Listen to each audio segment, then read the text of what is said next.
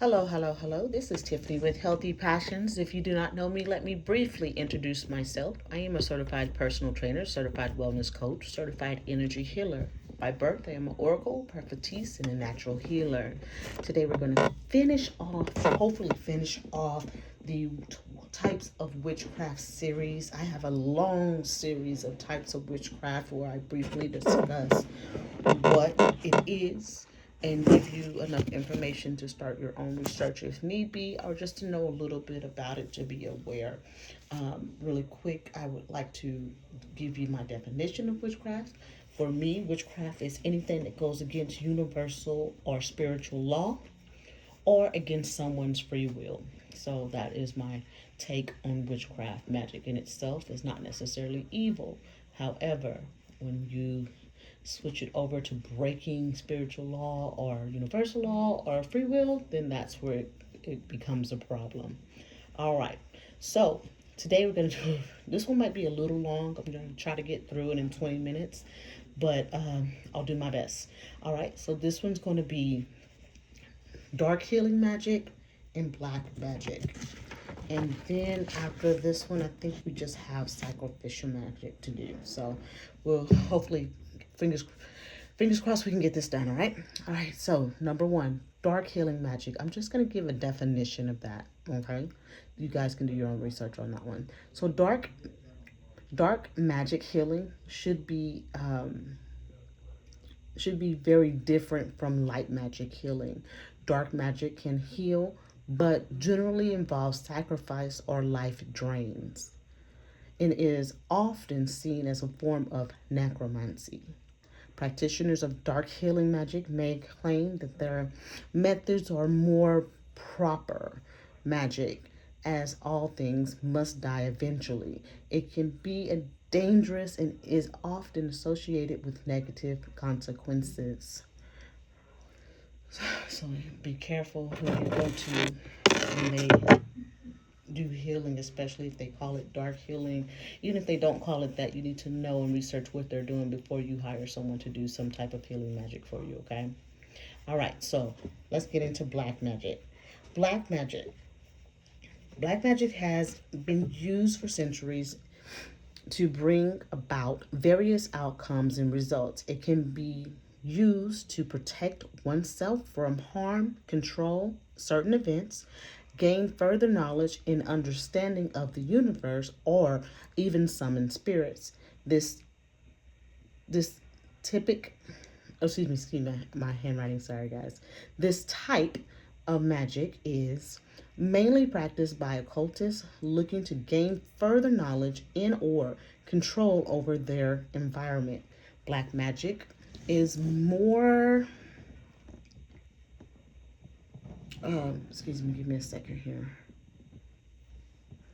Sorry about that little pause, guys. I'm suffering from allergies really bad today, so I had to take care of something. So, black magic, in my opinion, is extremely dangerous because practitioners view it as a way to reclaim power from oppressive forces.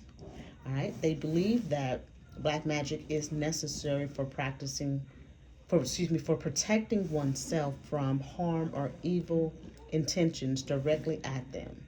Black magic has historically been connected with evil forces and negative energies. There are darker aspects of black magic which involve summoning spirits, making offerings to demons, and other rituals which are highly controversial. All right, so the origin of black magic can be traced back to ancient times with roots in cultures like ancient Egyptians in China, Greece, Rome, and Africa, basically the Gentile nations. All right.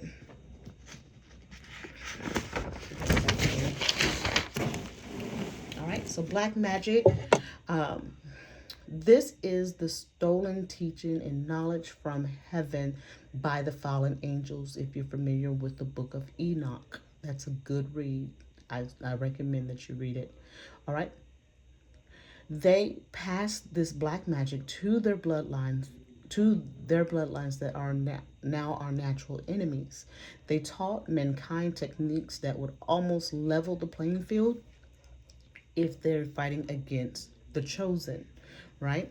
I say I say almost because it's only I say almost because it only causes us harm if we are in sin or out of alignment or out of covenant with the Most High, if we are out of Yah's will.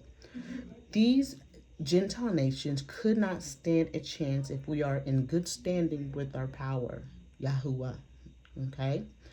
Black magic symptoms and signs, sudden behavioral changes, witnessing drastic changes in one's behavior or personality without any obvious reason could hint at an underlying black magic influence, all right?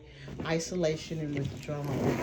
Uh, you can also have health problems that occur with black magic, causing health problems within the body that are visible, but then sometimes black magic can cause health problems that the individual feels, but when they go to the doctor cannot find a problem. You get a clean bill of health, right? So those are just a few ways to know if someone's doing black magic on you, okay?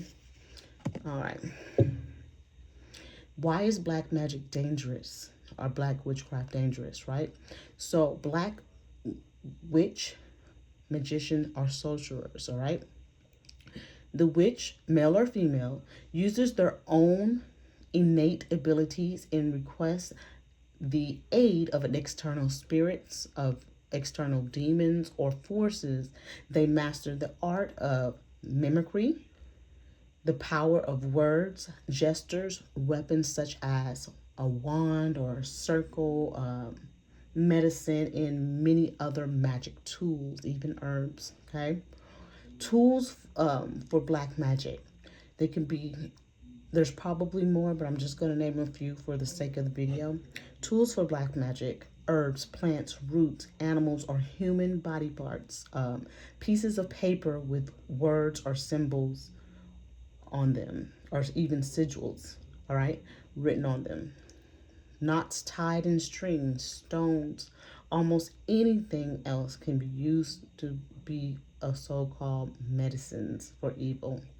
Even such magical tools that are outright dangerous, like snake venom, or seemingly innocent, like bat's blood.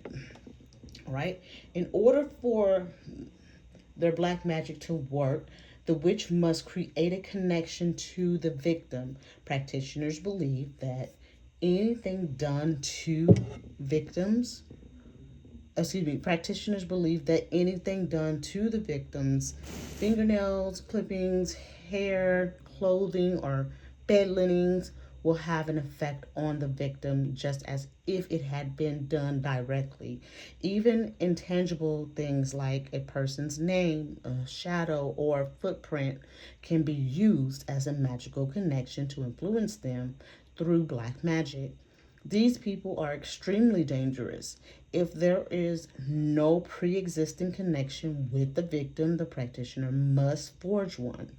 Examples like a witch or a wizard could hide a cursed object in their adversary's home or bury it in the path where their victim will step on it. All right. Men are extremely successful at this because they are never the first suspected of witchcraft like women are typically. Okay. Black magic. Black magic incarnations and verbal formulations. You have to forgive me if I kind of slow down or pause. It's because I did these. I wrote this down probably about 2 months ago, so it's my first time kind of coming back to it. So I got to kind of see where I'm at. So I do apologize.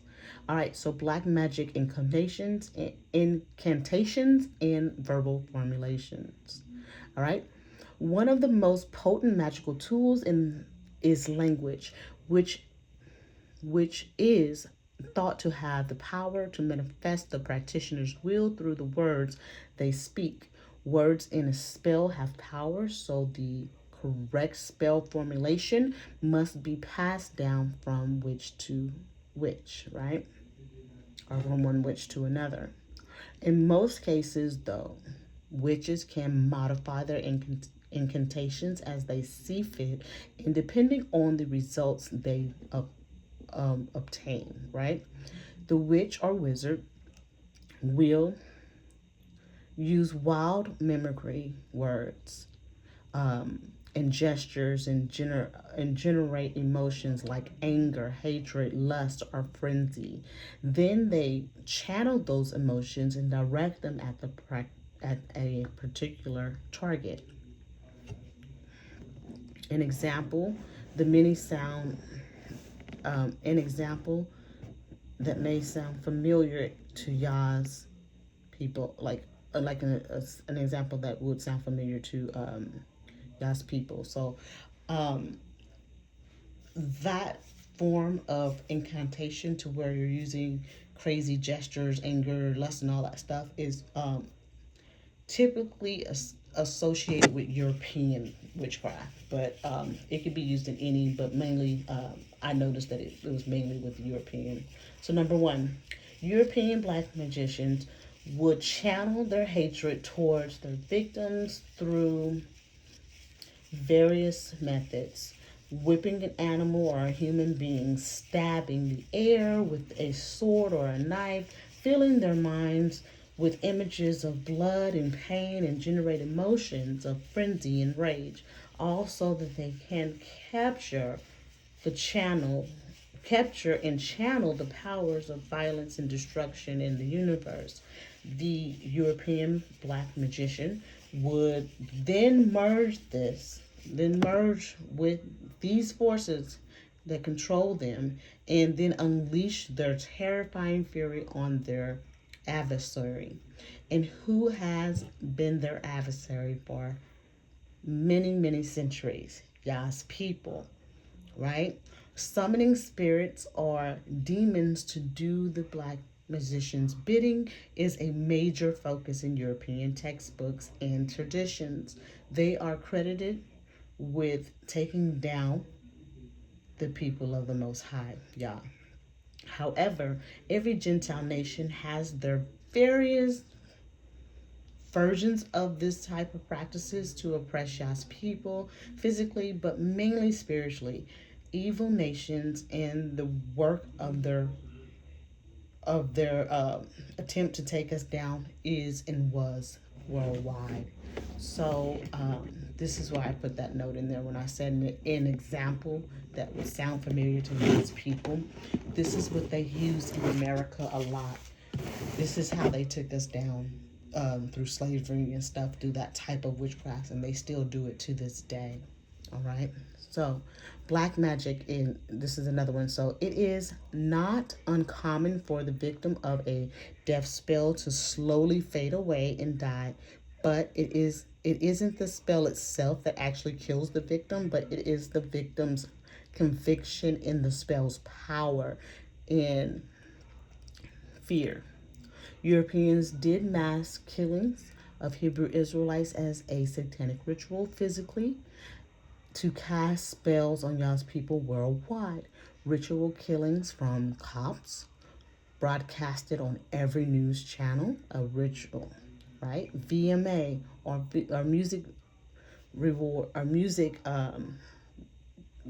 shows where they do rituals on stage. Their religions, witchcraft, witchcraft, witchcraft. Okay, so white and black witchcraft. All right, let's do that one really quick too. White and black witchcraft. The reason why I say all witchcraft is bad is when in actual use the lines tend to blur often.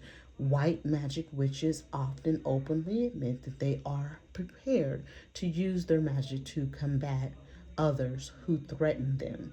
Literally crosses the line at any moment. Um, what doesn't what doesn't clear black magic? So if you feel like you're a victim of black magic, I'm going to show you some things that absolutely are myth and do not clear black magic, okay? And this is the first thing that people go to as rumored to help, but these, they really don't do much. So they don't do anything, if anything at all. All right, so the first one is, the one I wanted to put is smudging, because many people think that smudging helps clear black magic. Smudging with sage or lavender doesn't do a thing. A lot of people believe that smudging kind of gets negative energy out of the air and kind of makes, has an adverse reaction towards demonic entities, but that's not necessarily true. Smudging does, in the physical world, help cleanse the air of particles, but not demons, if that makes sense. It smells good, but it doesn't do what people think it does. All right, what doesn't clear it also is Reiki healing. That's a very demonic practice. If you are considering to learn how to do that type of healing, or if you do it yourself, you need to learn the origin and the story of how that would came about. The things that they do in Reiki healing is not necessarily, it's not necessary at all. They, like I said, the Satan always tries to mimic what God does. So the prophets taught us to heal was to do the laying of the hands. So yes, that we do heal that way by laying of the hands, but the other unnecessary practices that Reiki healing brings, that's where the demonic entities enter, and that's where it's not good for us. All right, so psychic healing, or I'm going to spell this out because I don't know if I'm going to say it right. Mokshapat. I want to say Maskapat. Readings and tarot card readings do not clear black magic. And those are common things that people think that do, but don't, okay? Prayer is the answer. Prayer is the answer. And fasting is the answer. Fasting and prayer together are the most powerful thing that can work towards black magic, okay? All right, so what clears black magic? Prayer is number one, best protection of all. Number two, prayer and black tourmaline or obsidian or amethyst stones. Not in the sense of new age, okay? New age is kind of weird. You don't want to think about that part, but the stone itself, what it was created for, does amplify. However, we don't put our faith in the stone, we put our faith in the Most High, and that's the difference between new age and dealing with the Most High. Okay, so prayer and energy healing by laying of the hands only. So the way the prophets showed and demonstrated many times in the Bible is the way you do energy healing or to heal. There's no other unnecessary actions and techniques like they use in Reiki healing. All right. Prayer and salt baths. I remember when I was going through my what I call training, when the Most High was teaching me how to deal with my gifts, how to combat and do spiritual warfare. He was telling me, like, when I was getting death magic thrown at me constantly, at that point where I was actually feeling it, he showed me how to help cleanse, and that was through a salt bath. So if it's really heavy, salt baths are really good for that. Okay, in prayer though, but the salt baths are really good with knocking out black magic. Okay, and clearing you up. All right, so notice that prayer is the key in all of these. How to identify black magic. It shows through unexplained physical symptoms, sudden misfortunes, unexplained headaches, or health issues, behavior changes, emotional distress. And one that I wanted to add that's very common is, when you get that gut feeling, but imagine that 10 times more with a nauseating feeling. That's another sign that your body senses that it's being attacked through black magic. For me, My body senses it way before my mind does, and my body will give me symptoms that I have come to know, like, hey, somebody's attacking me. So right then it's there. I go into prayer and I'm ready to fight, and that's just how it is. And it's not a physical fight, of course. It's going to be through prayer, um, getting with them with spiritual warfare prayers and things like that. And it's very powerful. A lot of people may not believe in prayer, but prayer is very powerful and very necessary. That's why you continue to pray. You can pray it throughout the day. It's a continuous thing because it's for your protection. But the salt baths really help as well. If you need to know more, you can always reach out to me or whatever if you have any questions. Um, my company is Healthy Passions, and I do consultations. So I do 30-minute consultations complimentary to anyone. So if that is something you feel is that you're dealing with and you need help, contact me and we'll set up a consultation. All right. I love you guys. Take care. I love you to death. Oh, in order to set a consultation with me, you can reach out in the comment section here. But the best way and the only way that I receive appointments for consultations, or if someone wants to hire me for a service, is at my email, healthypassiontiff@gmail.com. Healthypassiontiff@gmail.com. Everything for contacting me is going to be in the description on my YouTube channel and on all my social media. All right, I love you guys. Have a great day.